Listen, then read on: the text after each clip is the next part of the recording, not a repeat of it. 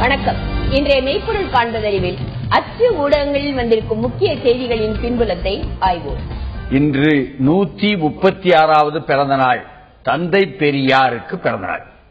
தமிழர் தலைவர் பெரியார் அவருக்கு பிறந்த நாள். இன்று பிறந்த நாள்ல நம்ம கலைஞர் கருணாநிதி அவர்கள் தந்தை பெரியாரினுடைய உருவச்சிலைக்கு மாலை அணிவித்து மரியாதை தெரிவிக்கிறார். அதாவது எத்தனை மணிக்குனா இன்று 17ஆம் தேதி காலை 8 மணிக்கு சரி அண்ணா சாலை சிம்சன் அருகே உள்ள தந்தை பெரியார் சிலைக்கு தலைவர் கலைஞர், கழக பொதுச் பேராசிரியர், கழக பொருளாளர் தளபதி ஸ்டாலின், எல்லா கழக முன்னணியினரும் வந்து மாலை அணிவிப்பாங்க. தென் சென்னை வட சென்னை மாவட்ட கழக நிர்வாகிகள், தலைமை கழக செயலாளர்கள். இன்னும் தென் சென்னை வட சென்னை தான். அதாவது மேற்கு சென்னை, கிழக்கு சென்னை, வடக்கு சென்னை, தெற்கு சென்னை இனிமேதான் வரப்போகுதா? வரும். அது ப்ராசஸ்ல இருக்கு. ஆமா. அடுத்து அப்பனா அந்த புதிய தலைமைச் செயலக கட்டடத்துக்கு பக்கத்துல இருக்கிற பெரியார் சிலைக்கு மாலை அணிவிக்கிறாங்க. ஆமா. ஆனா இந்த பக்கம் அதிமுக பக்கம் பெரியார் பிறந்தநாள் விழா, பெரியார் சிலைக்கு மலர் தூவி மரியாதை செலுத்தும் நிகழ்ச்சி, அதிமுக அவைத் தலைவர் மதுசூதனன் பங்கேற்பு, அண்ணா மேம்பாலம் அருகில் காலை 10:30 மணி. அண்ணா மேம்பாலம் அருகே அந்த மூலையில இருக்குது.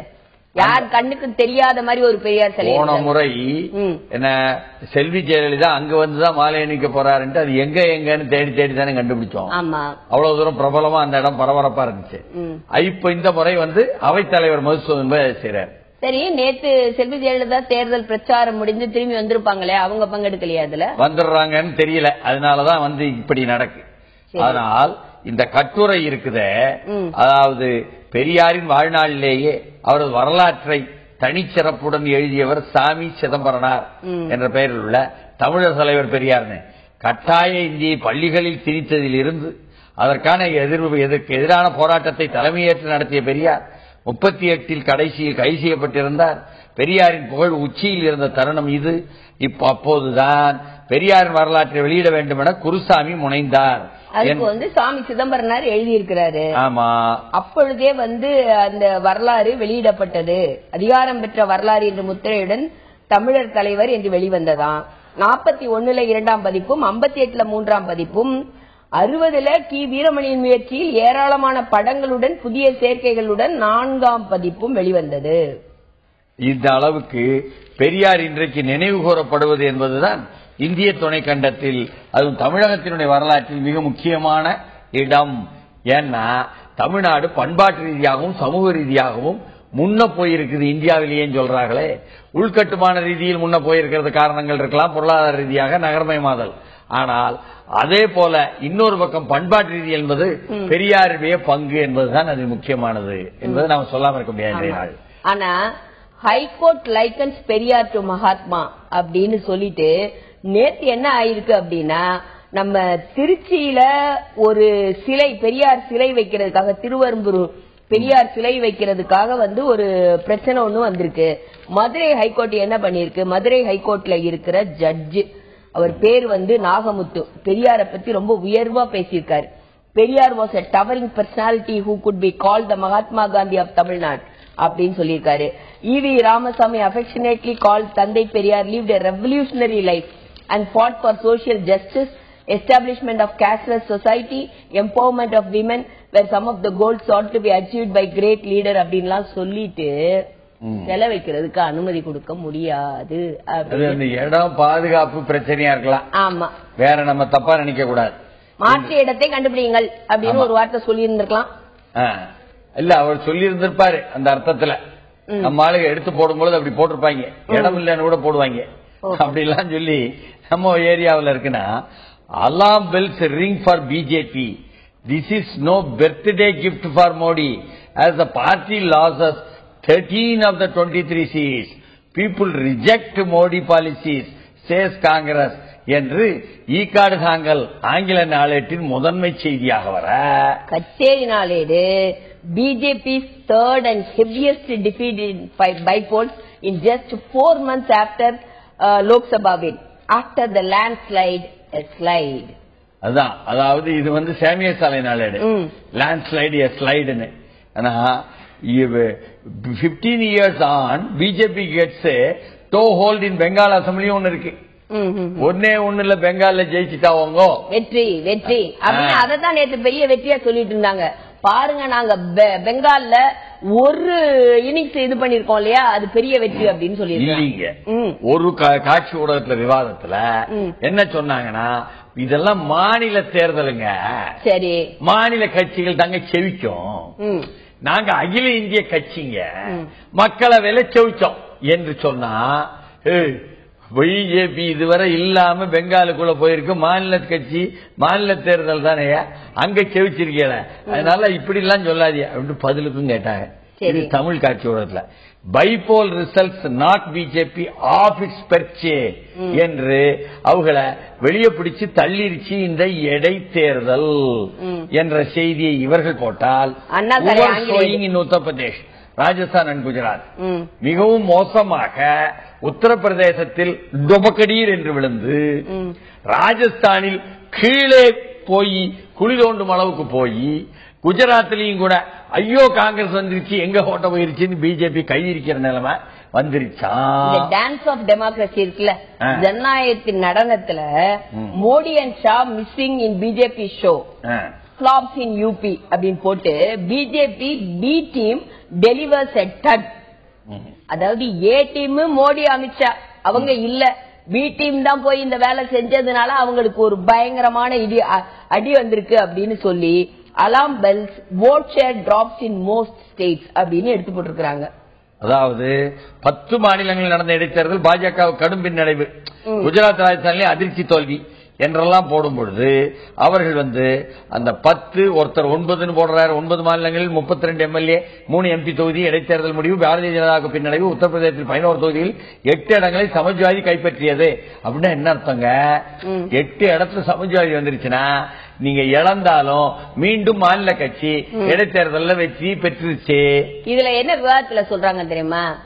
அது முக்கியமா சமாஜ்வாதி வெற்றி பெற்றதுக்கு காரணம் பிஎஸ்பி தேர்தலில் போட்டியிடலங்க, அதனாலதான் வெற்றி பெற்றிருக்கு அப்படின்னு சொல்றாங்க. இது ஒரு பாயிண்ட் தான். எப்படி பிஎஸ்பி போட்டி என்ன, அதாவது பாஜகவினுடைய கணிப்பு என்னன்னா, பிஎஸ்பி போட்டி இட்டு இருந்ததுன்னா ஓட்ட பிரிச்சிருப்பாங்க 2 பேரும், நாங்க ஜெயிச்சிருப்போம். கூத்தா என்னமோ சொல்லுவாங்களே, ஊர் 2 பேட்டா கூத்தாடிக்கு கொண்டாட்டங்கிற மாதிரி நிலைமை தான் இருந்துச்சு முதல்ல. இப்ப இல்ல, அதுதான் பிரச்சனைங்கிற மாதிரி பேசினாங்க நேற்று. அதாவது மறைமுகமாக சமாஜ்வாதியும் பாஜக ஒற்றுமையா, அதனால் சமாஜ்வாதிக்கு வாக்கு வந்துருச்சா, அதனால பாஜக தோல்வி அடைஞ்சிருச்சா? இன்னும் சொல்ல போனா ஏற்கனவே லல்லு கட்சியும் நிதிஷ் கட்சியும் ஐக்கிய ஜனதா தளமும் ராஷ்டிரிய ஜனதா தளமும் சேர்ந்து நின்றதுனால பிஜேபியை தள்ளி விட்டுட்டு முன்ன போனாங்களே பீகார்ல, அது மாதிரி யூபியில் ஆயிருச்சா? இப்படிலாம் விவாதம் வரணும் என்று சொன்னா, குஜராத்திலேயே கூட ஒரு 3 இடத்துல காங்கிரஸ் வந்துருச்சான். எத்தனை வருஷம் கழிச்சு முழுக்க முழுக்க பிஜேபி வந்த இடம் ஐயா என்றால், ராஜஸ்தான்ல பயங்கரமாக அடிபட்டு என்ன காங்கிரஸ் வர பிஜேபி விழ, மேற்கு வங்கத்தில் ஒண்ணு வந்திருக்கலாம். இந்த அளவுக்கு நிலைமைகளுடன் இருந்தால் இந்த பிஜேபி கடும் பின்னடைவு என்பதுல நீங்க முதல்ல வதோதராங்க, அதுல அவரு நின்று மோடி நின்று பிறகு ரிசைன் பண்ண இடத்துல வந்த தேர்தல், அதுல ஒரு என்ன 3 லட்சத்தி சொச்சமா 3,29,000 ஓட்டுகள் கூடுதலாக பெற்று வெற்றி பெற்றுள்ளாராம். ஓஹோ, ஆனா யாரு? வதோதரால பாஜக வேட்பாளர் ரஞ்சன் பென் பட் வெற்றி பெற்றிருக்காராம். ஆனா மே மாசம் இங்க நடந்த தேர்தல்ல நம்ம பிரதமர் மோடி அவர்கள் 5,70,000 ஓட்டுல வெற்றி பெற்றார். 2 லட்சம் ஓட்டு இறங்கிட்டு அது மோடிக்காக தனிப்பட்ட விழுந்து இருக்கலாம் என்று சொன்னால், இந்த மத்திய பிரதேச இதுல உத்தரப்பிரதேசத்தில் இருக்கக்கூடிய மக்களவை தேர்தல்ல இடைத்தேர்தல்ல முலாயம் நின்று பிறகு 2 இடத்துல செவிச்சிட்டு ஒரு இடத்த விட்டு கொடுத்தாருல, அப்ப மறுபடியும் முலாயம் தானே ஓட்டு வளம் அவங்க கட்சி. அதனால அங்க 3,21,249 என்ற வேறுபாட்டில் ஜெயிச்சிருக்காங்க சமாஜ்வாதி. அதுவும் நியாயம்தான். ஆனா லோக்சபால கோட்டை விட்டத இங்க சரி கட்டிடுச்சு சமாஜ்வாதி. சட்டமன்றத்தையும் சரி இங்கேயும் சரி, அப்ப அந்த ஒரு இதுதானே ஜெயிச்சிருந்தாங்க, அதை விட்டு கொடுக்கலையே. இப்ப வந்துட்டாங்களே, மோடி அலையை அப்பயே காப்பாத்திச்சு. இப்ப தலைவர் இல்லாமலே, அப்ப பாத்தீங்கன்னா தலைவர் அவருடைய உறவினர் முலாயம் சிங் யாதவ் அவருடைய உறவினர்கள் மட்டும்தான் ஜெயிச்சாங்களே தவிர மற்ற எல்லாருமே ரூட் அவுட். இன்னைக்கு மற்ற ஜெயிச்சிருக்காங்க இல்லையா? ஓஹோ, அப்போ அது சரி கட்டு தானே? அப்போ பரவாயில்ல, சமஜாய் முன்ன போகுது. ஆமா. இப்படி சொன்னால் நீங்க மேதக்கு தொகுதியில மக்களவையில நின்னு ஜெயிச்ச நம்ம சந்திரசேகர் ராவ் சட்டமன்றத்துல ஜெயிச்சதை வச்சுக்கிட்டு முதலமைச்சர் ஆனதுனால அதை வித்ட்ரா பண்ணாரு. அதுல கோத்த பிரபாகர் ரெட்டியை நிறுத்தி 3,61,000 வேறுபாட்டில் அங்க ஜெயிச்சிருக்காரு. சரி, இப்படியாக வெற்றியும் தோல்விகளும்னா உத்தரப்பிரதேசத்தினுடைய சமாஜ்வாதி 8 இடத்தில் சட்டமன்றத்தில் வெற்றி பெற்றதை மிகவும் பெரிதாகவும், அதே சமயத்தில் குஜராத்ல பாஜக 6 ஜெயிச்சாலும் 3 காங்கிரஸ் வந்துருச்சு என்பது பெரிய உடைவாகவும், அஸ்ஸாமில் பிஜேபிக்கு 1 காங்கிரசுக்கு 1 AIUDF என்று சொன்னால் அந்த அஸ்ஸாமில் இருக்கக்கூடிய யுனைடெட் டெமோக்ராட்டிக் ஃப்ரண்ட் அவியலுக்கு 1 என்பதான் நிதானமா கொடுத்திருக்காவ சனங்க என்றால், பாஜக மேற்கு வங்கத்தில் வந்ததுதான் எங்களுக்கு பெருமை அவை சொன்னா, ஒரு இடத்துல தாங்க ராஜஸ்தான்ல பாஜக ஜெயிச்சிருக்கு, 3 இடத்துல காங்கிரஸ் ஜெயிச்சிருக்கு. அப்ப வசுந்தரா ராஜ் சிந்தியாவினுடைய ஆட்சிக்கு எதிரான அலை வீச தொடங்கிவிட்டது. ராஜஸ்தான்ல எடுத்துக்கலாமா? அப்படி எடுத்துக்கலாம். ஆட்சியில் உட்கார்ந்து இருக்கிறவங்க இடைத்தேர்தலில் செவிக்கணுமா இல்லையா? சமாஜ்வாதி அகிலேஷ் யாதவ் ஆட்சியில செவிக்கிறது பெரிய விஷயம் இல்லங்க. அப்படி சொல்றீங்க நீங்க. ஆனா குஜராத்லயும் பாஜக ஆட்சி, ராஜஸ்தான்லயும் பாஜக ஆட்சி, 2 இடத்துலயும் பாஜக தோத்துருக்கு. அதுல காங்கிரஸ் 3 வந்தது பெரிய விஷயம் அப்படின்னு நீங்க சொல்றீங்க. அதுதான் விஷயம். காங்கிரஸ் ஒன்னும் வித்தியாசமா செய்யலையேங்க. என்ன வித்தியாசமா செய்யறாங்க என்பது இல்லீங்க. ஜனங்க எப்படி பாப்பாங்கன்னா, இவியலை பிடிக்கல அவியலுக்கு, அவியலை பிடிக்கல இவியலுக்கு. என்ன அப்படி சொல்றீங்க? ஜனம் இப்படித்தான் பாக்க. என்னன்னா உணர்ச்சி வசப்பட்டு மோடி ஒரு சிறந்த பேச்சாளர், அப்படியே பேசும் பொழுதே மயக்கிடுவார் ஜனங்களை. தவறான செய்தியோ சரியான செய்தியோ ஒரு செய்தியை தூக்கி எரிஞ்சிருவார். அப்படியே உச்சகட்டமா பேசுவாரு, லபக்குன்னு கீழே இருக்குவார். அப்படியே நல்ல மாடுலேஷனோட பேசுவாரு அப்படிங்கிறீங்க. அப்படி பேசி பேசி பேசிய இந்த நாட்டு மக்களுடைய வாக்குகளை வாங்கினா, பேச்சை எப்படி உடனடியாக வளர்ச்சி திட்டம்னு சொல்லி நம்பி வாக்கு போட்டானோ, 3 மாதத்துல வளர்ச்சி திட்டம் இல்லன்னு எடுத்து போடுறான்டா, கணத்தை தானே குறை சொல்லணும். நீ முதல்ல போட்டதும் தப்பு, இப்ப போட்டதும் தப்பு.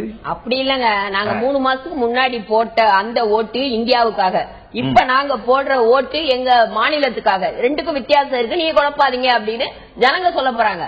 ஆனால் சத்தீஸ்கரிலும் கூட என்ன அப்படியே நிக்குது என்ற நிலைமையில என்ன ரிசல்ட் அவைட்டட் என்றும் ஒரு பக்கம் போட்டிருக்காங்க. எது எப்படியோ இந்த மாற்றங்கள் எல்லாம் ஒரு பெரிய மாற்றம் தான் என்றால், பாஜகவுக்கு பலத்த அடின்னு சொல்லி மகிழ்ச்சி அடையக்கூடிய இடதுசாரிகள் மத்தியில் BJP B team delivers a dud alarm bells vote share drops in most states. பல இடங்கள்ல இறங்கிட்டு Modi and Shah missing BJP show flops in UP என்று ஷாவும் போல மோடியும் போல. அதை விட முக்கியம் ஐயா, உத்தரப்பிரதேசத்துக்கு பொறுப்பு போட்டிருந்தாங்களே யோகி அத்யானந்தா, அவரை போக விடாம தேர்தல் ஆணையம் தடுத்து அவர் போகாததுனாலதான் அப்படின்னு பேசிட்டாவ. அப்படியா? ஆனா கிளப்பி விட்டாங்களே வெறுப்பு உணர்வுகளை, அதை ஜனங்க ஏத்துக்கல என்பதை திருப்பி அடிச்சுட்டாங்க என்று காட்சி ஊடகத்தில் ஆங்கிலத்தில் விவாதிக்க என்பதனால ஒரு சிறிய இடைவேளை. மதவாத சக்திகளை மக்கள் தோற்கடித்து விட்டனர்னு இந்த முடிவுகளை பற்றி ஒரு பக்கத்துல என்ன சொல்ல ஆரம்பிச்சிட்டாங்கன்னா, அகில இந்திய ரீதியில் இருக்கக்கூடிய சில காங்கிரஸ் தலைவர்கள், இடதுசாரி தலைவர்கள், சமாஜ்வாதி தலைவர், இந்த திரிணாமுல் காங்கிரஸ் தலைவர் முகுல் ராய், அகிலேஷ் யாதவ், என்ன ஷகில் அகமது, ஷானவாஸ் ஹுசைன், இவங்க எல்லாம் சொல்லுதாங்களாம். பாஜக செய்தி தொடர்பாளர் உட்பட அவர் செய்தி தொடர்பாளர் சொல்றாரு, எதிர்பார்த்த அளவுக்கு இல்ல, நாங்க இன்னும் பல இடங்கள்ல வெற்றி பெறுவோம்னு நினைச்சோம், வெற்றி பெறல. அது ஒரு பெரிய வெறுப்பு பரப்புரையினுடைய விளைவுதான் இது என்பதாக சத்ருகன் சின்ஹா சொல்லிவிட்டாரா. அவர் அந்த கட்சியில இருந்தே அவர் இப்படித்தான் எப்படியாவது சொல்லிடுவாரு. உள்குத்து உள்குத்துன்னு சொன்னா அதை காட்சி ஊடகம் ஆங்கிலத்துக்கு பெரிய விஷயம். சரி, அவங்க என்ன சொல்றாங்கன்னா, நீங்க சக்தி மகாராஜின் ஒரு ஆளை விட்டுக்கிட்டு பாஜகவை எதிர்த்து முஸ்லிம்களை எதிர்த்து பேசுதாவோ, அதுக்கப்புறம் யோகி அத்யானந்தா பேசுதாவோ, இதெல்லாம் சேர்ந்துதான் அடிபட்டு ஜனங்கள்லாம் ஒண்ணு விரும்பலையா, நீங்க வெறுப்புணர்வை உருவாக்குவத என்று சொல்லுதாவ. இடைத்தேர்தல் முடிவுகள் பாரதிய ஜனதா கட்சி கருத்து சில இடங்கள்ல எதிர்பார்த்து நடக்கல. ஆமா, இதுல என்ன பெரிய தப்பு? ஆனா நாங்க மகாராஷ்டிராலையும் ஹரியானாலையும் ஜெயிச்சிருவோம் அப்படின்னு இருக்காரு. ஓஹோ, அதுக்கு இப்பவே அடி போட்டுட்டாரு. மதவாத கட்சிகளை வீழ்த்தியது மக்கள் நம்ம அகிலேஷ் யாதவ் சொல்லிட்டாரு. இந்த தேர்தல் வெற்றி அப்படிங்கிறது எதை காட்டுது அப்படின்னா, மக்கள் மதவாத கட்சிகளுக்கு சரியான பதிலடி கொடுத்திருக்கிறார்கள் என்பதை காட்டுகிறது. காங்கிரசினுடைய மதவாதம் புரியல போல இருக்குது என்று சொன்னால், இத்தனை வில்லங்கங்களுக்கு மத்தியில் பாஜகவுக்கு பின்னடைவா இருக்கலாம். ஆனா பாஜகவினுடைய மோடி பாஜக தான் நிற்பேன். அப்போ அத்வானி பாஜக, வாஜ்பாய் பாஜக, மோடி பாஜக, இப்ப மோடி பாஜகவுக்கு பின்னடைவா இருக்கலாம். ஆனால் அவங்களால தூக்கி நிறுத்தப்பட்ட அடானிக்கு பின்னடைவா? அவர் தான் லீடிங்ல போயிட்டே இருக்காராமே. Adani breaks into top 10 rich club as wealth jumps 152%. 152 விழுக்காடு அவருடைய என்ன அவர் பணக்காரரா கூடுதலாக ஆகிவிட்டாரு. அதாவது மோடி அவர்களுடைய 118 நாள் ஆட்சியில அதானியினுடைய ப்ராப்பர்ட்டி 152% எகிரியது. Number of Indian billionaires nearly doubles to 109 என்பதாகவும் என்ன இன்னொரு பக்கத்துல நேற்று நம்ம இதை எடுத்து சொன்னோம். போற போக்க பார்த்தா இந்திய நாடு அதானி நாடு அப்படின்னு பேரு மாத்தினாலும் மாத்திடுவாங்க போல. எல்லாத்துலயும் அதானியுடைய கை ஓங்கிட்டே வருது அப்படிங்கறத நேற்றே எடுத்து சொன்னோம் நம்ம. இதுதான் நிலைமை. அதானி முன்ன போறாரு என்பதற்கு சாதாரணமா சொல்லுதாவ டெல்லியில. ஐயா நீங்க பார்த்தீங்கன்னு சொன்ன ஒடிசாவுல போய் அங்க வந்து சுரங்கம் எடுத்துக்கிட்டாலும் அங்க அடானியா இருக்காங்க. அப்ப அடானிக்கு தான் மீண்டும் மீண்டும் வந்து எல்லாமே கொடுக்கப்படுது. வெறும் குஜராத்ல மட்டுமல்ல, குஜராத் என்ற முன்மாதிரியை வைத்து அடானி வெற்றியை இந்தியாவெங்கும் காலனியாக்குவது, குஜராத்தின் காலனியாக என்று ஒன்று நடக்கிறது. Main streaming Adani from Gujarat அப்படின்னு அர்த்தம் அதுக்கு. ஆமா, குஜராத்ல வந்து சும்மா லோக்கலைஸ்டா இருந்தாரு. அந்த வெற்றியை மெயின் ஸ்ட்ரீம் பண்றோம் அப்படின்னு சொல்லி இந்தியா ஃபுல்லா எல்லா மாநிலத்துக்கும் ஒரு பெரிய புஷோட அடுத்த கட்சி மாநிலத்துல ஒடிசால உட்பட மோடி பிரதமர் இல்லையா, நடுவண் அரசு கையில தான் வந்து சுரங்கத்துக்கு கொடுக்கக்கூடிய இது இருக்கும் லைசன்ஸ் என்பதனால கொடுப்பது. ஆனால் இந்தியாவையே ஒரு முன்மாதிரியா வச்சுக்கிட்டு அதையே தெற்காசியா முழுக்க முன்மாதிரியாக்குறது. அப்போ குஜராத்தை வைத்து இந்தியாவை காலனியாக்குவதும், இந்தியாவை வைத்துக் கொண்டு தெற்காசிய நாடுகளை காலனியாக்குவதும் அதற்கான முயற்சி அவர் செய்யறாருன்னு வைங்க. அதுக்கு என்று ஒரு ஏகாதிபதி அணுகுமுறை மேல சொல்லுதா வச்சு டெல்லி. இப்ப பிஜேபி போல் செட்பேக் கிவ்ஸ் சேனா அட்வான்டேஜ். அதாவது சிவசேனாவை பத்தி இல்ல சொல்லுதா. மகாராஷ்டிரால ஏற்கனவே இன்னைக்குதான் கடைசி நாள்னு சொல்லியிருக்காங்க. கூட்டணியில இருக்கிறீங்களா இல்லையா, ஆமாவா இல்லையா அப்படின்னு இன்னைக்கு எங்களுக்கு சொல்லுங்க அப்படின்னு சொல்லியிருக்காங்க. ஸ்காட்லாந்துக்கு நாளைக்கு சொல்லுங்க. இன்னைக்கு மகாராஷ்டிரால சேனா கூட்டணியில இருக்கா இல்லையாங்கிற முடிவு இன்னைக்கு தெரிஞ்சு போயிடும். ஆனா அவங்க என்ன சொல்றாங்க பாருங்க, பைகோல் எலெக்ஷன்ல பாருங்களா உங்க நிலைமை சொல்லிவிட்டாங்க. இதுதான் நாங்க சொல்றோம், மோடி அலையெல்லாம் இல்லங்க. ஏற்கனவே முந்தா நேற்று சொன்ன உத்தவ் தாக்கரே நேத்தும் பிடிச்சு மோடியை தாக்கரே தாக்கி விட்டாருங்க. அதுதான் அவர் பேர் தாக்கரேன்னு வச்சிருக்காரு போல. அவங்க அப்பால இருந்தே வச்சிருக்காங்க. அவங்க குடும்பத்துக்கே அப்படித்தான் எல்லாரையும் தாக்கி அவங்க நிப்பாவ.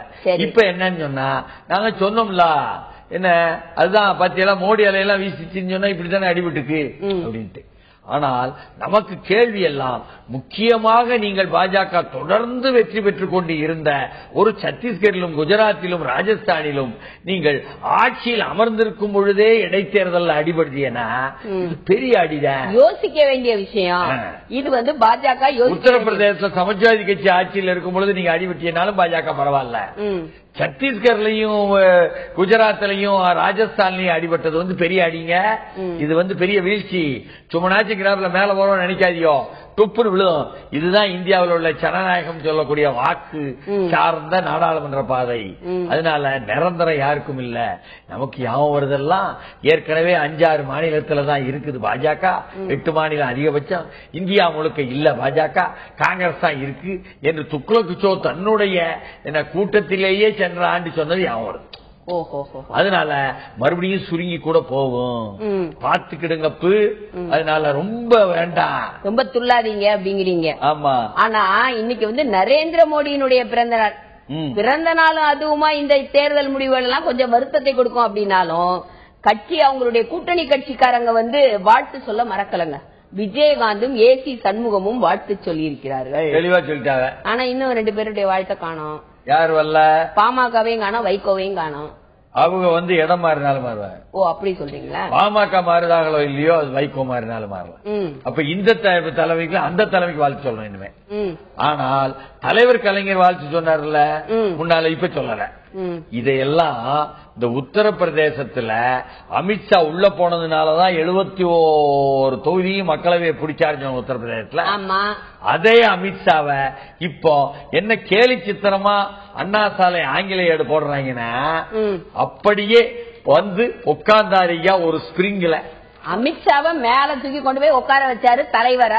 ஆமா, அப்படி உட்கார்ந்து இருந்தவர கேலி சித்திரம் என்ன சொல்லுதுன்னா அப்படியே அந்த ஸ்பிரிங் வந்து தூக்கி அடிக்குதான். ஒரே குத்து குத்திருச்சு போல இருக்கே. அப்படியே போய் விழுதாரா அமித்ஷா. அமித்ஷாவும் கீழே விழுந்துட்டாரு. அப்படி இல்ல படத்தை போடுதாவ கேலி சித்திரத்துல. ஆமா என்று சொன்னால் இந்த அளவுக்கு கேலி சித்திரம் போடும் அளவுக்கு அமித்ஷா பாருங்க, அப்படியே அந்த கீழே விழுந்தாலும் கூட கொடி மீசேல மண்ணொட்டல. ஓ அதுதான் விஷயம். இப்படியாக யூபி பை எலெக்ஷனை மட்டுமே போட்டிருக்காங்க கேலி சித்திரமா. அது அவங்க வந்து அமித்ஷாவை சொல்லணுங்கிறதுக்காக போட்டிருக்காங்க, எல்லாத்தையும் போட முடியாது. ஆனால் இங்கு வந்து என்ன சொல்லிட்டாரு தலைவர் கலைஞர் தான் நேத்து, நீங்க எல்லாரும் இப்படியா செஞ்சிட்டு இருக்கீங்க, நானு ஒரு மகத்தான பரபரப்பு செய்தியை வந்து கையில பிடிக்கேன்ட்டு ஐநாவுக்கு ராஜபக்சே போறையா 25ஆம் தேதி வந்து பேச்சு அங்க உரை நிகழ்த்த போகிறாயா, ராஜபக்சே எதிர்த்து கருப்பு கொடி தமிழ்நாடு எங்கும். ஏங்க ராஜபக்சே போறாரு, ஐநாவுக்கு போறாரு, ஐநால பேசுறாருன்னா ஐநாவை பேச விடக்கூடாம பண்றதுடைய பொறுப்பு யாருக்கு இருக்கு? ஐநாவின் பொதுச் செயலாளருக்கு எல்லாம் கருப்பு கொடி காட்டணும். அப்ப கருப்பு கொடி யாருக்கு காட்டணும்? ஐநா பொதுச் செயலாளருக்கு எதாவது காட்டணும். ஆனா இவர் ராஜபக்சேக்கு எதிராக கருப்பு கொடி காட்டணும். ஐநா பொது உறுப்பினர் கூட்டத்தில் 25ஆம் தேதி கலந்து கொள்ளும் ராஜபக்சேயை கண்டித்து கருப்பு சட்டை கருப்பு சின்னம் அணிய வேண்டும் தமிழக மக்களுக்கு கருணாநிதி வேண்டுகோள். அப்ப இதே தலைவர் கலைஞர் இதையே ஐயா ஐநாவினுடைய மனித உரிமை கவுன்சில் தானே இலங்கையினுடைய அதிபர் ராஜபக்சே தலைமையிலான ஆட்சியை போர்க்குற்ற விசாரணை செய்ய வேண்டும் என்று முடிவெடுத்தீர்கள். ஐநாவினுடைய மனித உரிமை கவுன்சிலில் தானே போர்க்குற்ற விசாரணைக்காக 3 பேர் கொண்டவர்கள் போட்டீர்கள். அந்த 3 பேரும் நாங்கள் தொடங்கிவிட்டோம் என்று தொடங்கிவிட்டார்களே, கேள்விகளை கேட்டு பதில்களை வாங்கி ராஜபக்சேக்கு எதிராக. இப்படி சூழ்நிலையில் ஐநாவினுடைய பொதுச் செயலாளர் அவர்களே பொது சபையிலே நீங்கள் பொது உறுப்பினர் கூட்டத்தில் எப்படி ராஜபக்சே அழைக்கலாம்? குற்றம் சாட்டப்பட்டவரை எப்படி அழைக்கலாம்? அப்ப நீங்கள் இரட்டை வேடதாரியா, இரட்டை நாக்கா உங்களுடையது என்று கேள்வியை கேட்டுவிட்டு ஐநாவை எடுத்து புடியுங்க ஐயா கருப்பு கொடின்னு சொன்னா அந்த 25ஆம் தேதி நல்லா இருக்கும், 24ஆம் தேதியே பண்ணா முந்தின நாளே பிடிச்ச மாதிரி நல்லா இருக்கும்னு மத்த தமிழர் அமைப்புகள் பேசிட்டு இருக்காங்க. ஓஹோ, இதுல ராஜபக்சே ஏத்துத்தாயா விஷயம். ஆனால் ஐநாவை ஏத்துத்தாயா 24ஆம் தேதி பிடிக்க வேண்டிய கருப்பு கொடி 25ஆம் தேதி ராஜபக்சே எதிர்த்து பிடிக்கலே. யாபகம் வருதேன்னு மத்திய அரசுடன் நல்லுறவுல ஐக்கிய முற்போக்கு கூட்டணி ஆட்சியில இருந்த ராஜபக்சே தமிழக முதல்வராக இருந்த கலைஞருக்குத்தான் கடிதம் எழுதுறாரு, வந்து பாருங்க ஐயா, வாங்க ஐயா, பாருங்க ஐயா, உடனடியாக 10 MP நான் அனுப்புறேன் ஐயா, எனக்கு கடிதம் எழுதினாரியான்னு சொன்னார் கலைஞர். இது 2010. அதனால 2014 ஆட்சி இல்லாதனால இப்படியா ராஜபக்சே எதிர்த்து சொன்னாதான் தமிழ்நாட்டில் பரபரப்பாகும்கா என்ற கேள்வியும் தமிழர் அமைப்புகள் கேட்காவ என்பதனால ஒரு சிறிய இடைவேளை.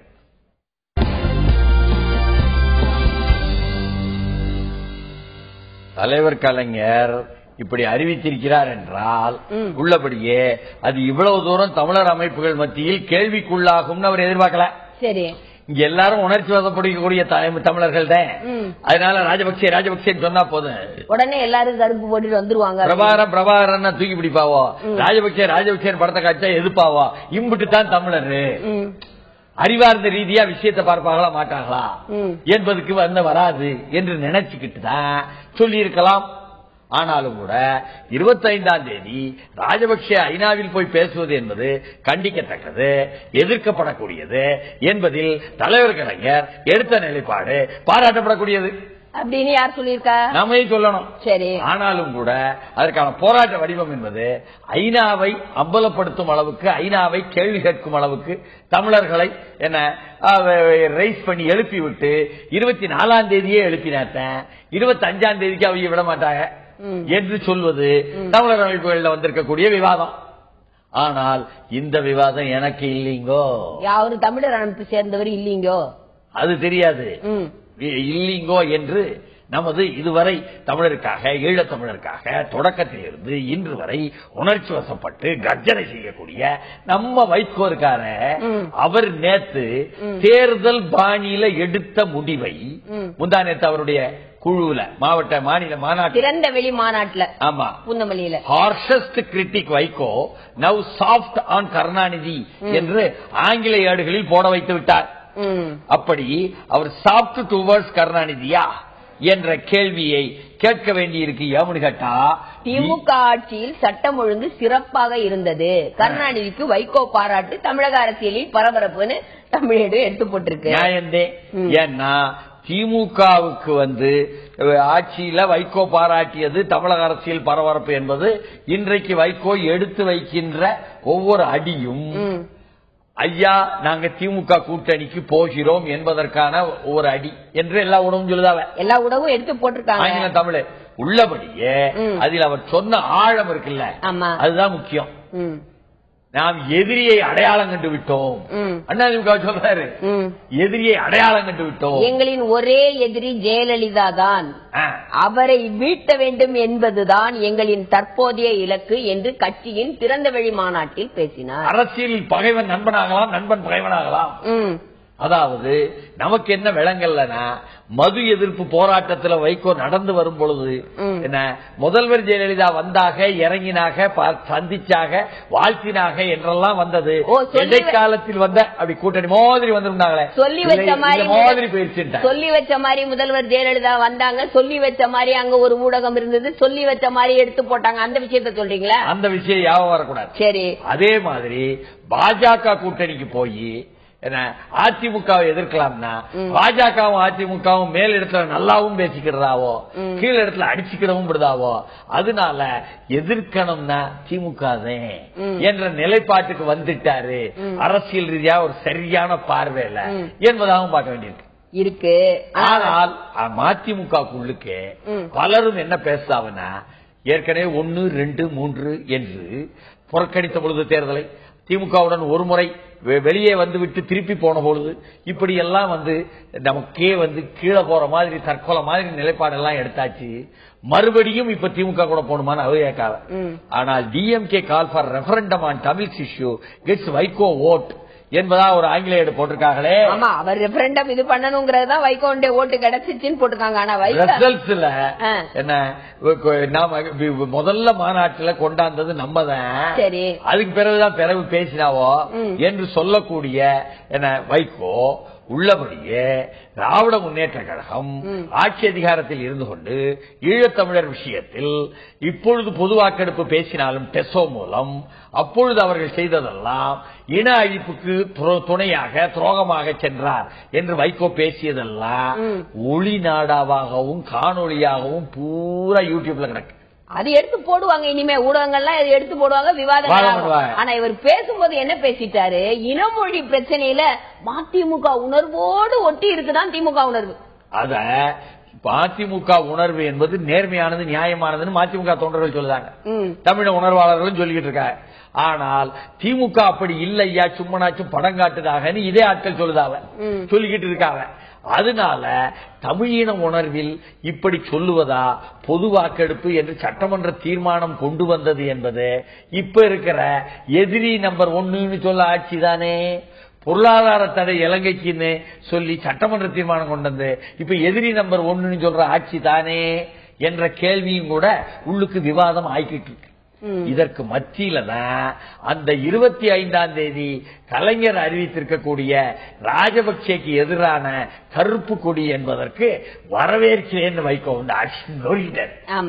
அப்ப தமிழர் அமைப்புகள் எல்லாம் ஏற்கனவே மாறி சிந்திக்காமலே கலைஞர் எதை சொன்னாலும் தப்பா இருக்கும்னு சொல்லி போட்டு மாறி சிந்திச்சு புதிய கருத்து சொல்லுதாவளே, அந்த கருத்தோட ஒத்தி போலையான அவையாக்காத இப்படி விஷயங்களுக்குள்ள தமிழக அரசியல்ல ஒரு புதிய பரபரப்பையா என்றால் அதான் இந்த அண்ணா சாலை தமிழடி என்ன எடுத்து போட்டுங்கன்னா, ஜேக்கு வசை, கருணாநிதிக்கு பாராட்டு, இசை, கூட்டணிக்கு அச்சாரமிட்ட வைகோ அப்படின்னு கூட்டணியை தீர்மானிச்சுட்டாராம். அதனால அதை நோக்கி அப்படியே ஸ்டெப் எடுத்து வச்சுட்டு போறாரு. இருந்த பொழுதும் கூட கேட்ட எண்ணிக்கையை கொடுக்கவில்லை என்று இதே திமுகவுடன் வந்த பழைய கசப்பு செய்தி நினைவுக்கு வரக்கூடாது. வைகோ தேர்தலில் நிற்க அந்த தொகுதிக்கு இல்லாமல் பக்கத்து தொகுதிக்கு கூட என்ன போய் தேர்தல் பணிகளுக்காக போனார் கலைஞர் என்பதை நீங்கள் நினைவுபடுத்தி பார்த்து அப்பொழுது என்ன அருப்புக்கோட்டை என்பது அருப்புக்கோட்டை சட்டமன்ற தொகுதிக்குள் வராது என்பதாக அது தனியாக வரும் என்றுமெல்லாம் உள்ள நிலைமையில அந்த சிவகாசி சட்டமன்ற தொகுதிக்குள் எது வருது, அடுத்த தொகுதி எது வருது என்பதை பார்த்துத்தான் போனாரு கலைஞர் பரப்புரைக்கு. அதனாலதான் அந்த கூட்டணியில இருந்த வைகோ அங்கிருந்து இந்த பக்கம் அதிமுக கூட்டணி வந்தாரு. மோடி கூட அப்படிதான் பிரச்சாரத்துக்கு போனாராங்க. எப்படி மோடி இவரு வைகோ நின்ன இடத்துக்கு பிரச்சாரத்துக்கு போகாம வேற எங்கேயோ இல்ல பிரச்சாரத்துக்கு போனாரு. இல்ல தெளிவா என்ன சொல்லிட்டாருன்னா வைகோ முந்தானேத்து அவர் கூட்டத்திலேயே மோடி நல்ல ஆளு, எனக்கு நண்பர். சரி, ஆனா இந்த ராஜ்நாத் சிங் இருக்கிறாரு, அவர் தான் பிரச்சனையா? அவர் தான் இந்தியை கொண்டு வந்து திணிப்பதற்கு சொல்லிருக்க விட்டார். ஓஹோ, தலைவர் கலைஞர் சொல்வாரு, பாரதிய ஜனதா கட்சி வாஜ்பாய் தலைமையில ஆட்சி அமைக்கும் பொழுது ஒரு கெட்ட கட்சியில் ஒரு நல்ல மனிதர் அப்படின்னு அந்த மாதிரி இது இப்படியாக அரசியல் எல்லாம் தெரிஞ்சுக்கணும். ஆனா முந்தா நேற்று முப்பெரும் விழாவில் இவிய திமுக பேசும் பொழுது அண்ணாவின் பிறந்த நாள்ல 2016 தலைவர் கலைஞர் தலைமையில் திமுக ஆட்சி அமைவது உறுதி என்பதை ஸ்டாலின் பேசியதாரே, அதை எடுத்து தங்கள் ஏட்டில் இன்றைக்கு கூட 12ஆம் பக்கத்தில் பெருசா திமுக போட்டிருக்காங்களே. நாம் கேட்பதெல்லாம் அதற்கு பிறகு பேராசிரியர் என்று ஒருவர் பேசினார். அவர் உங்களுக்கு பொதுச் செயலாளர். அவர் பேசும்பொழுது 2016 என்று தளபதி உட்பட எல்லோரும் சொன்னார்கள். 2016 இல்ல, அந்த அம்மா திட்டமிட்டுட்டாங்களாம் 2015 தேர்தல் வருதான் என்று பேராசிரியர் பேசினாரு. அவருக்கு தகவல் வந்து கொண்டே இருக்கிறாமே, அதை போடவே இல்லையா என்ற கேள்வியை இடையில கேட்க வேண்டியிருக்கு. ஆனால் எதை போடுதியோ இல்லையோ என்ன, இந்தியாவிற்கும் இலங்கைக்கும் இருக்கக்கூடிய முரண்பாடுகள் வந்தாலும் அதை கீழே போட்டுட்டு ஒற்றுமையை கொண்டாடுறதுக்கு ஒரு ஆள் இறங்குறாராம். அவருக்கு பேரு Xi's visit a defining moment in India China ties என்று இன்றைக்கு 3 நாள் சுற்றுப்பயணமாக மோடி பிறந்த நாள். ஆமா, 3 நாள் சுற்றுப்பயணமாக சீன அதிபர் அகமதாபாத் வருகை. ஜின்பிங் இந்தியாவின் 3 நாள் அரசுமுறை சுற்றுப்பயணமாக வந்திருக்கிறது. அப்படி சொல்லணும். சரி, இந்தியாவுக்கு வர்றதுக்கு முன்னாடி அவருடைய ஸ்டாப் இலங்கையில் இருந்தது அப்படின்னு குறிப்பிடணும். பிரதமர் மோடி விருந்து கொடுக்கிறார் என்பதாக இன்றைக்கு வர்றாரு. அரும் சுவை விருந்தா? ஆமா, 60 வகையான உணவு வகைகள் கொடுக்கப்படுதான். Stress on mutual sensitivity ahead of Modi's date with Z என்பதாக இந்த அண்ணா சாலை அந்த ஆங்கில பெயரில் இருக்கின்ற அந்த தமிழேடு சீன அதிபர் இன்று இந்தியா வருகை, சீன அதிபரின் வருகையை ஒட்டி பொலிவூட்டப்பட்ட குஜராத் சபர்மதி நதிக்கரை பூங்கா. ஏன்னா அவர் அங்க அழைத்து கொண்டு செல்லப்படுவார்னு நினைக்கிறேன். அதனால அந்த சபர்மதி நதிக்கரை பூங்கா பொலிவூட்டப்பட்டிருக்கான் இவருடைய விசிட்டுக்காக. ஆனால் இந்த ஜி ஜிங் பிங் வரக்கூடியத என்ன மாதிரி போடுறாங்கன்னா ஆங்கில ஊடகங்கள்ல ஒரு பிரதமர் அடுத்த நாட்டு பிரதமரை வரவேற்பது தலைநகர் டெல்லியில தான் வரவேற்பாவோ. முறையாக இந்திய வரலாற்றிலேயே ஒரு குஜராத்தின் தலைநகரான அகமதாபாத்ல போய் வரவேற்கிறது புதுசு. அப்போ நாட்டினுடைய வளர்ச்சி என்றாலோ தன் மாநிலத்தின் வளர்ச்சி என்றாலோ முதன்மைப்படுத்தி ஒரு பக்கம் அடானியை கொண்டு வந்து மேல ஏற்றி விட்டாச்சு, அடுத்து ஜியை கொண்டாந்து சீன பொருளாதாரத்தையும் ஏற்றி விடுவோமா மார்க்கெட்டையும் நமக்கு தெரியாது. ஆனால் அப்படிப்பட்ட ஒன்று நடக்க இருக்கிறது என்று சொன்னால் நீங்கள் இந்த நேரத்தில் பாஜக பின்னடைவு, மோடியினுடைய பிறந்த நாள் நேரத்தில் ஜி வர்றது நல்ல விஷயம் என்றால் அந்த பின்னடைவு கூட கனெக்ட் பண்ணி மோடி வேற ஒன்னும் பேசியிருக்கிறார் பாருங்க. Prime minister calls for strengthening federal sector. எப்பொழுதெல்லாம் அகில இந்திய ரீதியில் என்ன மத்திய அதிகாரம் என்பது உள்ள கட்சி தோத்து போகுதோ அப்பெல்லாம் மாநிலங்கள் வெற்றி பெறுதோ அப்பெல்லாம் கூட்டமைப்பை வலுப்படுத்துங்கள்னு பேசிடுவார் போல இருக்கு. கூட்டமைப்பை மட்டும் வலுப்படுத்தணும்னு பேச மாட்டாரு. இப்ப நீங்க அவர் டெல்லிக்கு வராம ஒரு அகமதாபாத்துக்கு வராருன்னு பேசின மோடி அதை பத்தி பேசியிருக்கிறார். வெளிநாட்டு தலைவர்கள் சிறு நகரங்களுக்கு வருகை தர வேண்டும், அதுதான் பிரதமர் மோடியினுடைய விருப்பம்.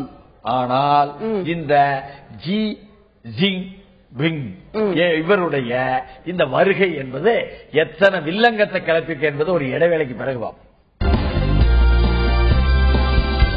ஆனா இந்தியாவுக்குள்ள குஜராத்துக்குள்ள தமிழ்நாட்டுக்குள்ள கூட இப்படியாக சீன அதிபர் பொருளாதாரத்தை கொண்டாந்து இறக்குமதி பண்றவரு தன் கருத்துக்களையும் கட்டுரை வடிவில் அண்ணா சாலை ஆங்கில ஏட்டில் இந்த Xi Jinping towards an Asian century of prosperity, ஆசியா முழுக்க ஒரு என்ன அப்படியே வளர்ச்சிக்கான எதிர்காலம் இதோ வருகிறது, இந்தியாவும் சீனாவும் ஒன்றிணைந்தால் எல்லாம் வரும். I believe that the combination of China's energy plus India's wisdom. இந்தியாவிட்ட அறிவு இருக்குது, சீனாவிட்ட என்ன சக்தி இருக்குது, ரெண்டும் சேர்ந்தா மேசிவ் பொட்டன்ஷியல், பயங்கரமாக நம்ம வெளியே வரலாம் அப்படின்னு சொல்லிவிட்டாரு. The combination of world's factory and world's back office will produce most competitive productive base அப்படின்னு சொல்லிட்டாரு. India Vietnam pact on oil wells பேச சைனா வால் என்பதாக இந்தியாவும் வியட்நாமும் முந்தா நேத்து ஒரு ஒப்பந்தத்தை பிரணாப் முகர்ஜி என்ற குடியரசுத் தலைவர் போய் போட்டார். வரிசையா சவுத் சைனா சீல 7 ஒப்பந்தம் தெற்காசியாவில் இருக்கக்கூடிய கடல்ல இருந்து அப்படியே நாங்க எடுக்கோம்ட்டு. ஆனா அந்த தீவு எங்க தீவுன்னு சொல்லி நாங்க சண்டை போட்டுக்கிட்டு இருக்கோம். சீனாவும் வியட்நாமும் நீங்க என்ன அந்த இடத்துல போய் எடுக்கிறதுக்கு ஒப்பந்தம் போட்டியோ என்று சொல்லி நீங்க எண்ணெய் எடுக்கிறதுக்கு எண்ணெய் கிணறுக்கு விட மாட்டோம், நாங்க சுவர் மாதிரி தடுப்போம் இவைய போட்டு இல்ல தடுக்கிறாங்க அப்படிங்கறது தான் சுவர்னு போட்டிருக்கு. Keep off south China sea wants Beijing அப்படின்னு எடுத்து போட்டான். வியட்நாம் ஒப்பந்தத்திற்கு எதிர்ப்பு என்பதாக எண்ணெய் கிணறு எந்த பகுதியில் உள்ளது என்பது தெளிவா தெரியல, எங்க பகுதியில நாங்க விடமாட்டோம்னு சொல்லிட்டு இவ்வளவு வில்லங்கத்தையும் எல்லை பிரச்சனையை தீர்க்க முடியும் அணு அறிவு மூலம் இரு நாடுகள் இடையான என்று சொல்லக்கூடியவரு தெற்கு சைனா கடல் பகுதியில இருந்து ஒதுங்கிருங்கன்னு சொல்லியிருக்காங்க. ஆமா, நீ அந்த பக்கம் வராத, என்ன என்னன்னு எடுத்து இது எங்க ஏரியா உள்ள வராத அப்படின்னு தெளிவா சீனா சொல்லிவிட்டு, ஆனா உங்க ஏரியாவுக்குள்ள நாங்க வரோம், China keen on pushing reactors, உங்க ஏரியாவுக்கு உள்ளுக்கு நாங்க அணு உலையம் வைக்கும், இங்க உள்ள மக்களுக்கு விரோதமானு சொல்லுறாங்க. மக்களுக்கு விரோதமா ஆளும் கட்சி இருக்கா? இந்திய பெருங்கடலை சொல்றாங்க China Sri Lanka would enhance defence ties இங்க இந்தியாவுக்கு இறங்குறதுக்கு முன்னாலேயே இலங்கைக்கு போய் ராஜபக்சேயோட 10 ஒப்பந்தத்தை போட்டு 30 ஒப்பந்தத்துல கையெழுத்து போட்டு 30 ஒப்பந்தம் கையெழுத்து போட்டு பாதுகாப்புக்கு உங்களுக்கு எங்களுக்கும் அவர் என்ன பண்ணுறாரு, அங்க போய் இந்திய பெருங்கடல்ல நான் கை வைப்பேன், தெற்காசிய பெருங்கடல்ல நீ கை வைக்க கூடாது என்று இந்தியாவை மிரட்டுதார. இது என்னையா இது ஒரு இலங்கை விஷயத்துல தலையிடாத, no interference in internal affairs என்று வேற சொல்லி போட்டாரு. இதுதான் நமக்கு கேள்வி என்று கேட்டால், இதே மாதிரி இலங்கை அகதிகள் வந்திருக்காங்கல்ல இங்க, அவங்க விஷயத்துல யாரு தலையிடுறாங்க, கியூ பிரிவு தப்பா தலையிடுதா என்ற கேள்வி எல்லாம் வர்ற மாதிரி ஏற்கனவே நைஜீரியாவில் இருந்து வந்திருக்கக்கூடிய அகதிகளை அவர்கள் வெளிநாட்டுக்கு அனுப்பியும் கூட அனுப்பவில்லை என்று நாம் இந்த நிகழ்ச்சியில் சொல்லி 10 நாள் ஆச்சு. இப்ப அதுல ஒரு 4 பேரை அனுப்பிட்டாவோ 2 பேரை அனுப்ப ஏற்பாடு பண்ணிட்டாவோ தமிழக அரசு செலவிலியது நல்ல செய்தி. ஆனா அதே சமயத்துல திருச்சியில இருக்கக்கூடிய அந்த சிறப்பு முகாம் இருக்க அகதிகளுக்கு அதுல கொண்டு போய் வச்சிருக்கக்கூடிய ஒரு 32 அகதிகள்ல ஒரு ஸ்டீபன் 28 வயசுக்காரரு, முல்லைத்தீவுக்காரரு, அவர் ஐயோ பாவம் எனக்கு அனாதையா இருக்கிறேன், எனக்கு யாரும் கிடையாது, அப்பா அம்மா கிடையாது, பிள்ளைக்குட்டி கிடையாது, 70 ரூபா ஒடிக்கும், அதை வச்சுக்கிட்டு சாப்பாட்டுக்கு மட்டுமே சரியா வரேன், எனக்கு கைலி இல்லையா வேட்டி இல்லையானா அதெல்லாம் எங்க வேலை இல்லைன்னு சப் கலெக்டர் சொன்னாரா. அவர் மனநோய் பிடிச்சு அவர் ஆஸ்பத்திரியில கிடக்காருன்னா, அதே மாதிரி மகேசன் 35 வயசுக்காரரு, அவரும் கூட மனநோய்க்கான ட்ரீட்மெண்ட் எடுத்துக்கிட்டு இருக்காரு. மகேசன் இன்னொரு 37 வயசுக்காரரு காந்தவேலம் பையன், தங்கவேலு பையன் மகேஷ், காந்தவேலம் பையன் மகேஷ், இவியலும் கூட மனநோய்க்கான என்ன இதை சிகிச்சை எடுத்துக்கிட்டு இருக்காங்களாம். சிவநேசன் 35 வயசுக்காரன் எடுத்துக்கிட்டு இருக்காங்களாம். இதையும் கொஞ்சம் கவனிங்கய்யா. ஏற்கனவே இப்படித்தான் ஒருத்தர் சிவநேசனா பார்த்திபனோ ஏதோ பேரு, அவரும் இது மாதிரி மனநோயில தற்கொலை முயற்சி எடுத்தாருன்னு சொல்லி கடைசியா ரிலீஸ் ஆனாரே போன மாதம், அது மாதிரி வந்துட போகுதுன்னு நாம சுட்ட வேண்டி இருக்குது தமிழக அரசுக்கு என்று சொன்னால், இதே சமயம் சுற்றி வளைப்பு நேபாளத்திற்கு செல்ல முயன்ற உதயகுமார் டெல்லி விமானத்தில் மடக்கியது போலே. Anti nuclear activist detained at Delhi airport. Police issued lookout notice against him. இதையெல்லாம் பெரிய அளவுக்கு எடுத்து Udayakumar stopped from flying to Nepal என்று போட்டால், நேபாளம் செல்ல எஸ்பி உதயகுமார் தட்டை என்று போடும் பொழுது நாம கேட்பதெல்லாம், எங்க அவர் மட்டும் போயிட்டு இருக்காரு, பாவம் போயிட்டு போறாரு, நேபாளம் போய் அப்படியே வெளிநாடு தப்பிச்சு போறாரு. இவங்களுக்கு சந்தேகம் வர்றதுக்கு இருக்கலாம். ஆனாலும் கூட அது எந்த வகையிலும் அணு உலை எதிர்ப்பு போராட்டத்தை இடிந்தகரையிலும் கூடங்குளத்திலும் அங்க கூத்தங்குழியிலும் என்ன உவரியிலும் பாதிக்காது. ஏன்னு கேட்டா மக்கள் சொல்லிவிட்டாங்க, அவர் ஒரு கட்சிக்கு போயிட்டாரு, ஆம் ஆத்மிக்கு கட்சி போட்டார், சீமான் ஒரு கட்சிக்காரரு, வைகோ ஒரு கட்சிக்காரரு, திருமாவளவன் ஒரு கட்சிக்காரரு, எல்லாரும் எங்களை ஆதரிக்காவோ அணு உலைக்கு எதிராக கட்சிக்காரங்க எல்லாம் பின்னால ஆதரிக்கட்டும், அவரும் வருவாரு, அப்பப்போ தோன்றுவாரு, போயிருவாரு. ஆனா இடிந்தகரை போராட்ட கமிட்டி இருக்கு, அது கட்சி சார்பற்ற போராட்ட கமிட்டி. கூடங்குளம் போராட்ட கமிட்டி இருக்கிறது, அது கட்சி சார்பற்ற போராட்ட கமிட்டி. அது கரெக்டா, அது இருந்தகுளம் கூடங்குளத்துல அவங்க போராட்டத்தை நடத்திக்கிட்டு இருப்பாங்க. இவர் அகில இந்திய ரீதியில் ஆதரவு தரணும் போறேன்னு நேபாளத்துக்கு போவாரு. நேபாளத்துல ஏதோ ஒரு கூட்டத்துக்காக அவர் போறாரு. நேபாள பாஸ்போர்ட் தேவையில்லாம இருக்கும் பொழுது இவர் எப்படி அங்க இருந்து தப்பிச்சு செல்ல முடியும்? நிறைய பேரு போறவங்களை தடுக்குதெல்லாம் நடக்கும். இங்க உள்ள போராட்டங்களுடன் தொடர்புபடுத்திக்கிட்டு நினைச்சுக்கிட்டு ஊடகங்கள் பெருசா போட்டாவ அப்படின்னு சொன்னா, பிரிட்டன் ஸ்காட்லாந்து பிரிவினை வேதனை அளிக்கும் என்று ஸ்காட்லாண்டை தனியாக பிரித்து கொடுப்பதற்கு உள்ள அந்த பொது வாக்கெடுப்பில் அவர்கள் பெருவாரியாக தனியா நாங்க போயிடுறோம் ஐயா என்று சொன்னா, பிரிட்டன்ல இருந்து நேற்று எப்படி கூக்குறது? பிரிட்டன்ல இருந்து ஸ்காட்லாந்து பிரியுமா நாளை கருத்து ஓட்டெடுப்பு. ஆனா பிரிட்டன்ல நேற்று வந்து ஒரு ஆர்ப்பாட்டம் மாதிரி ஒண்ணு நடத்துறாங்க. ஸ்காட்லாந்து மக்களை please don't go, please don't go அப்படின்னு கோஷம். லட்சக்கணக்கான மக்கள் தெருவில் இறங்கி எங்களை விட்டு போயிடாதீங்க அப்படின்னு சொல்றாங்க. ஜனங்க சரியா தாங்க இருக்கு, அரசாங்கம் சரியா இருக்கா? ஆனா அந்த பிரதமர் என்ன தெரியுமா சொல்றாரு? அவர் வந்து கன்சர்வேட்டிவ் பார்ட்டி, அவர் சொல்றாரு, இங்க பாருங்க, நான் இன்னைக்கு இருக்கிறேன், நான் நாளைக்கு மாறிடுவேன், உங்களுக்கு என்ன பிடிக்கல நாளைக்கு இங்க ஒரு லேபர் பார்ட்டி வரலாம், ஏன்னா ஸ்காட்லாந்துல லேபர் பார்ட்டி, அதனால இன்னைக்கு நீங்க பிரிஞ்சு போயிட்டீங்கன்னா நாளைக்கு வரணும் அப்படின்னு நினைச்சா கூட வர முடியாதுங்க, அதனால தயவு செய்து பிரிஞ்சு போகாதீங்க அப்படிங்கிற மாதிரியான ஒரு வேண்டுகோளை விடுத்திருக்காரு. இப்படி விட்டு Britain offers Scott's more powers in last ditch attempt, பிரிஞ்சு போறோம் சொல்லுவங்களுக்கு அதிக அதிகாரம் கொடுக்காங்களே, இங்கிலாந்து அதை பார்த்து இலங்கை அதிகாரம் கத்துக்கிடுமா என்று நமக்கு தெரியல என்பதனால நாம் நாளை வைப்பொருள் வாங்குவர்களுக்கு சந்திப்போம். நன்றி.